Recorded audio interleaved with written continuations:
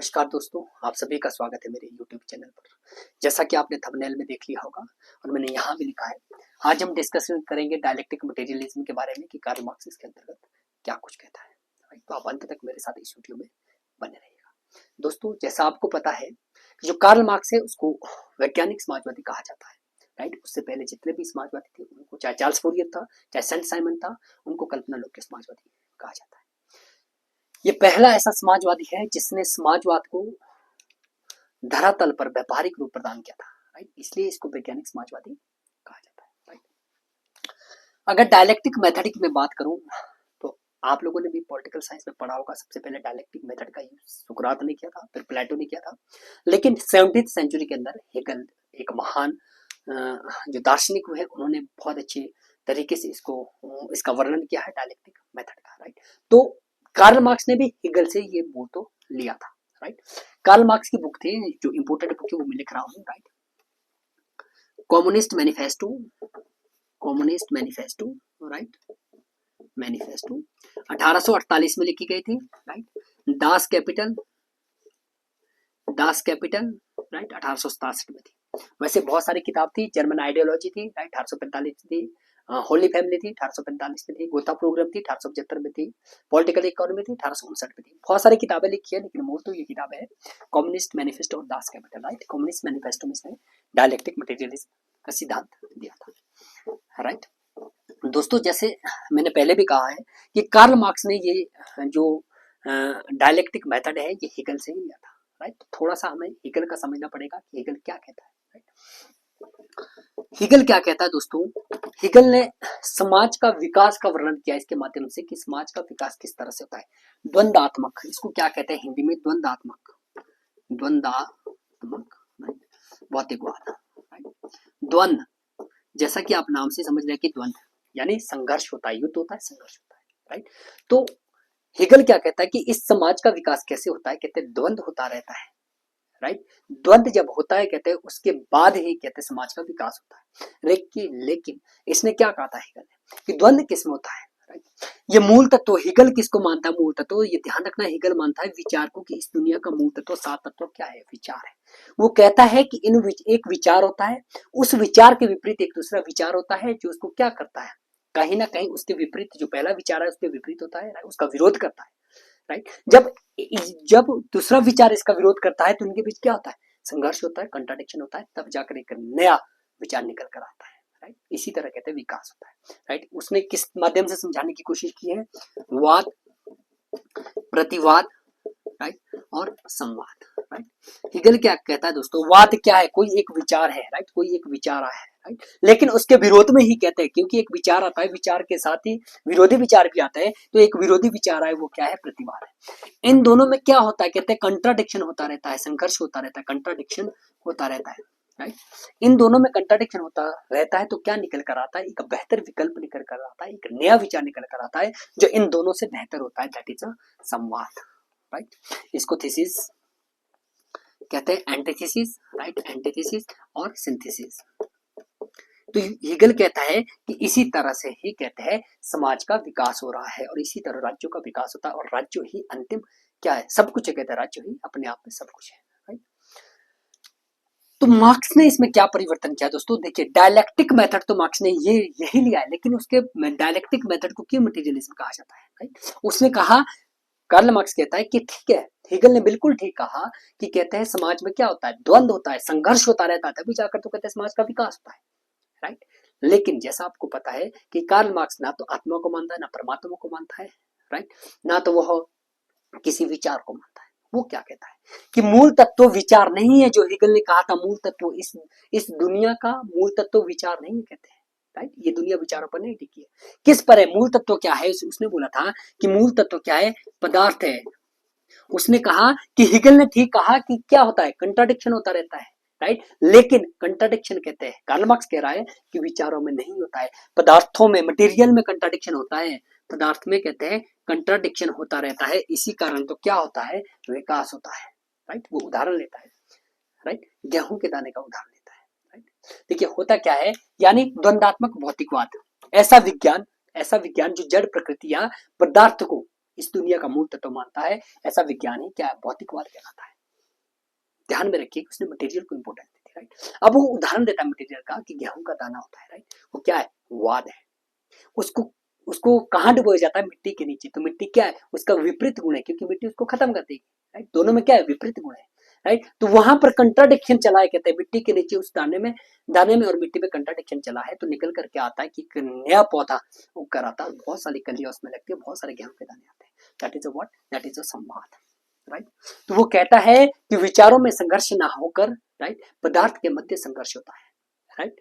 तो I hope कि आपको डायलेक्टिक मटेरियलिज्म क्यों कहा गया है, कार्ल मार्क्स की इस सिद्धांत को आपको समझ आ गया होगा, राइट। अब आगे चलते हैं कि डायलेक्टिक मटेरियलिज्म के अंतर्गत वो कौन कौन से नियम देता है कार्ल मार्क्स, राइट।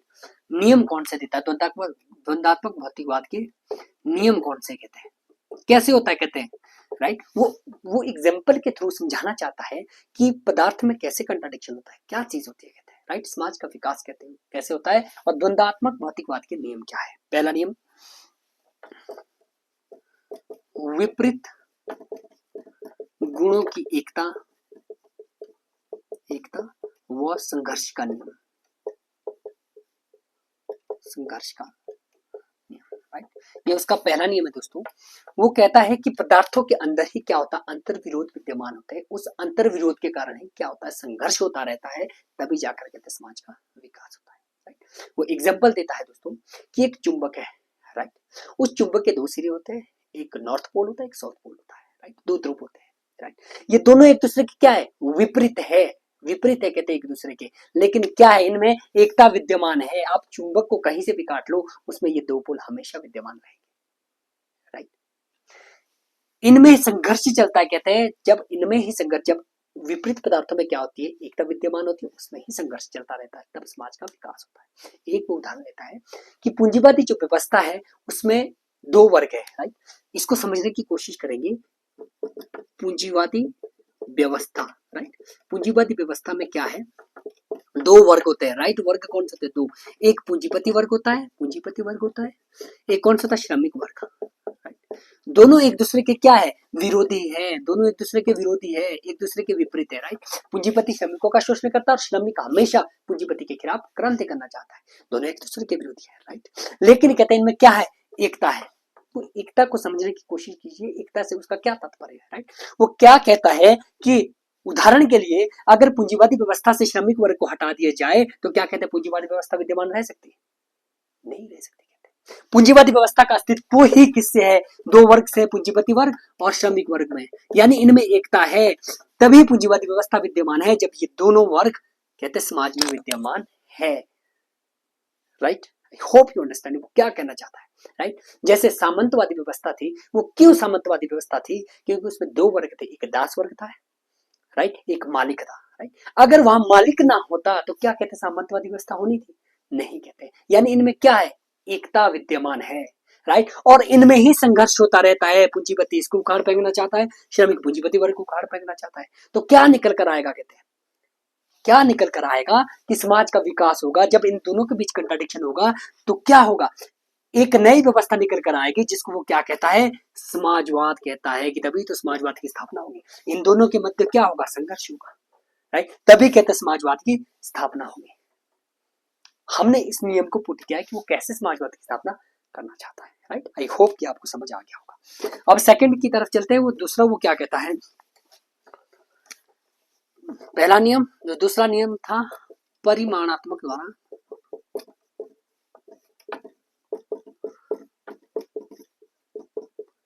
गुणात्मक परिवर्तन का नियम, परिवर्तन का नियम। दूसरा नियम है दोस्तों उसका, कार्ल मार्क्स कहता है कि मात्रा में जब परिवर्तन होता है तो गुणों में भी परिवर्तन हो जाता है, राइट। मात्रा में कैसे परिवर्तन, वो एग्जांपल देता है कि जब आप पानी है, राइट, पानी को 100 डिग्री सेल्सियस में अगर पानी है, राइट, मूल अवस्था क्या है, पानी है। देखो उदाहरण भी वो मटेरियल के दे रहा है, राइट। वो चीज जो आपके पास है, देखी जा रही है, जिसको छुआ जा सकता है, राइट, सेंसेस से जिसका ज्ञान प्राप्त किया जा सकता है, उसके वो उदाहरण दे रहा है। उसने पानी को लिया, राइट, कि पानी क्या है, अपनी मूल अवस्था में है, राइट। मात्रा में परिवर्तन जब कहते हैं इसको एक विशेष टेम्परेचर 100 डिग्री सेल्सियस पर, 100 डिग्री सेल्सियस पर इसको उबाला जाएगा तो ये पानी अपनी मूल स्थिति से निकलकर क्या बन जाएगा, भाप बन जाएगा, राइट। जब पानी को कहते हैं 0 डिग्री सेल्सियस, 0 डिग्री सेल्सियस पर कहते हैं 0 डिग्री सेल्सियस टेम्परेचर पे रखा जाएगा तो पानी अपनी प्रकृति को बदल करके किस में बदल जाएगा, बर्फ में बदल जाएगा। ये उदाहरण उसने क्यों दिया है?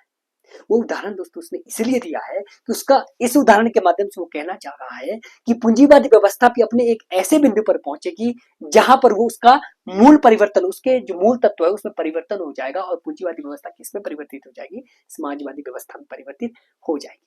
क्योंकि पानी 100 डिग्री सेल्सियस पर भाप में परिवर्तित हो गया, 0 डिग्री सेल्सियस बर्फ में परिवर्तित हो गया, राइट। यानी मूल बिंदु है, एक बिंदु ऐसा है पानी का जहां वो भाप बनता है और एक बिंदु ऐसा है जहां वो बर्फ बनता है। तो वो कहता है कि पूंजीवादी व्यवस्था में इतने अंतर्विरोध हो गए, राइट, एक बिंदु तो इतना आएगा कहते हैं अंतर्विरोध का कि पूंजीवादी व्यवस्था खत्म हो जाएगी और उसके स्थान पर समाजवादी व्यवस्था विद्यमान हो जाएगी। आई होप ये स्टेप भी आपको समझ आ गया होगा, राइट। अब थर्ड जो है उसका नियम है निषेधात्मक निषेध का नियम। निषेधात्मक निषेध का नियम, निषेध का नियम, ये अंतिम नियम है, राइट। इस नियम के अंतर्गत कार्ल मार्क्स क्या कहता है दोस्तों, इस नियम के अंतर्गत कहता है कि जो पुरानी वस्तु होती है उनके स्थान पर नई वस्तु आ जाती है और जो वो नई वस्तु होती है वो पुरानी वस्तुओं का त्याग कर देती है, निषेध कर देती है, राइट। बहुत इंपॉर्टेंट वो कॉन्सेप्ट देता है। हम डायलेक्टिक मटेरियल हिस्टोरिकल जो मेथड उसने दिया है उसमें भी पढ़ेंगे, लेकिन ये इंपॉर्टेंट है, आप ध्यान दीजिए वो क्या कहना चाहता है कि सबसे पहले इस दुनिया में आदिम साम्यवादी व्यवस्था थी, आदिम साम्यवाद, राइट, आदिम साम्यवाद व्यवस्था थी, ठीक है। इसका निषेध किसने किया, कहते हैं दास प्रथा ने इसका स्थान ले लिया। इसका निषेध किया दास प्रथा ने, राइट। दास प्रथा ने निषेध किया था, लेकिन दास प्रथा का निषेध आगे किसने कर दिया, सामंतवाद ने कर दिया, सामंतवाद ने कर दिया, राइट। अब सामंतवाद का निषेध भी किसने किया था, पूंजीवाद ने किया था, कहते हैं पूंजीवाद ने किया था। और पूंजीवाद का निषेध कौन करेगा, समाजवाद करेगा, राइट, समाजवाद करेगा और अपने अंतिम बिंदु साम्यवाद तक पहुंचेगा, साम्यवाद तक पहुंचेगा। वो क्या कहता है इस निषेध के नियम के अंतर्गत, वो क्या कहना चाहता है कि हर एक जो पदार्थ होता है, हर एक जो पदार्थ होता है वो कहते हैं जब परिवर्तित होता है, जो नया पदार्थ निकल कर आता है वो पुराने से बेहतर होता है। यानी जो आदिम साम्यवादी व्यवस्था थी, राइट, उससे बेहतर कौन सी व्यवस्था है, दास प्रथा। और दास प्रथा ने निषेध किया आदिम साम्यवादी व्यवस्था का, लेकिन कहते हैं दास प्रथा का भी निषेध किसने किया, सामंतवाद ने। सामंतवाद दास प्रथा से अच्छी थी, राइट। सामंतवाद का निषेध किसने किया, कहते हैं पूंजीवाद ने। सामंतवाद से अच्छी कौन सी है, पूंजीवादी व्यवस्था है। और पूंजीवाद से अच्छी कौन सी, कहते हैं समाजवाद। और अंतिम सबसे बढ़िया कहते हैं कौन सी व्यवस्था है, साम्यवाद है। यानी जो नया निकल कर आता है वो पुराने का निषेध करता है। आई होप कि आपको ये तीनों नियम समझ आए होंगे, राइट। डायलेक्टिक मटेरियलिज्म क्यों कहा जाता है ये आपको समझ आएगा। कल एक नए टॉपिक के साथ, नए डिटर्मिनेशन के साथ, नए डेडिकेशन के साथ मिलेंगे। तब तक के लिए जय हिंद, जय भारत, थैंक्स फॉर वॉचिंग।